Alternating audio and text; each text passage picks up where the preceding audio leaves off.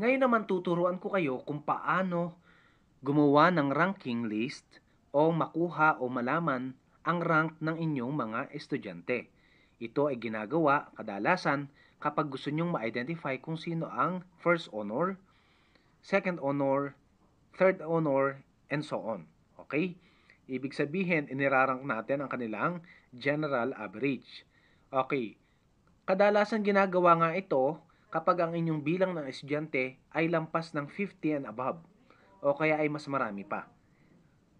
Okay, ito yung pinakamadaling paraan na ituturo ko sa inyo na hindi nyo na kinakailangang mag-copy-paste at dalhin sa inyong Microsoft Word, then isosort out nyo, then irarank nyo. Okay, ngayon, pwedeng directly magagawa nyo na ang ranking gamit ang inyong grading sheets o kaya yung inyong format sa pagko-compute ng grade. Pwede sa inyong class record, okay? Diretso lang sa inyong Microsoft Excel. Okay, una, gumawa ka lang ng column, lagyan mo ng word na rank. Okay, ito yon. Ito yung naka-highlight na pula, ito na yung aking ginawang rank ng ating general average ng 6 na estudyante. Ito yon. Dito ako nagbase sa general average. So, ibig sabihin, ang pinakamataas ay 88.13. Yun yung rank 1. At ang rank 2 naman ay 87, samantalang ang pinakahuli, rank 6 ay 81.88. Okay, napakahalaga muna ng general average, yung computed general average, bago mo makuha ang rank. Tatandaan na hindi mo makukuha ang rank gamit ang Excel kung ang iyong general average ay tinype mo lamang. Dapat ang pagkuha ng general average ay formulated sa Excel. Okay, gawin natin. Okay, buburahin ko muna ang ating general average and rank. Okay, una, sundan nyo lang ako. Ayan, equals. Then, kukuhanin natin ang average ng ating subject na Filipino, English, Math, Science, AP, ESP, TLEN, MAPE. Okay, then, gumawa ka na, equals, ulitin ko lang. Dito tayo sa taas, equals, then, type mo lang yung average.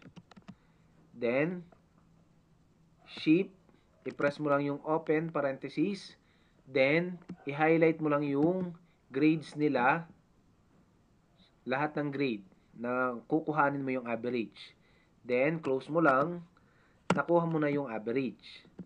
Okay, kapag gusto mong whole number, babawasin mo lang sa taas, decrease decimal, ayan, babawasan mo lang, mag-82 ang ating whole number. Okay, for the meantime, mag 2 decimal places muna tayo. Okay, 81.88, then, i-click mo lang to, then i-drag mo pababa para dire-diretso na yung formula na ginamit mo sa pagkuha ng general average. So, ibig sabihin, na-compute mo na ang general average ng iyong 6 na estudyante. Okay, sunod naman, kukuhanin mo naman ang rank. Okay, for the meantime, alam naman natin na kapag 6 lang ang iyong estudyante, madali namang i-manual ang ranking. Pero sabi ko nga, ginagawa itong shortcut kapag ang iyong estudyante ay sobrang haba o dami. Halimbawa, 50 and above ang iyong respondents or students. Okay? Okay na, gawin na natin ang rank. Paano yun? Okay, press mo ulit ang equals. Ayan, equals ka. Then, type mo lang yung word na rank. Then, shift, press mo lang yung open parenthesis uli. Then, i-click mo yung una, yung top. Okay, pag-click mo yung nasa taas, lagyan mo lang siya ng comma. Then, i-highlight mo uli from top to bottom. I-highlight mo uli from top to bottom kasama yung hinighlight kanina sa taas. Okay.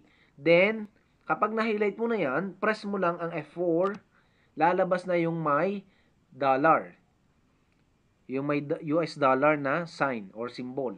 Okay. Then, close mo lang yung parenthesis, then enter. Okay. So, ibig sabihin, ang nalabas nitong 6, yung nasa taas mo, general average, ito na yung rank 6 mo. Then, i-drag mo lang hanggang baba. Kung mahaba pa yan, ay di ituloy mo lang drag. Kung napakadaming estudyante. Okay. So, ibig sabihin, nakuha na natin ang ating rank list. Ang rank 1 natin ay 88.13. Ang rank 2 natin ay 87. Rank 3 natin ay 85.63.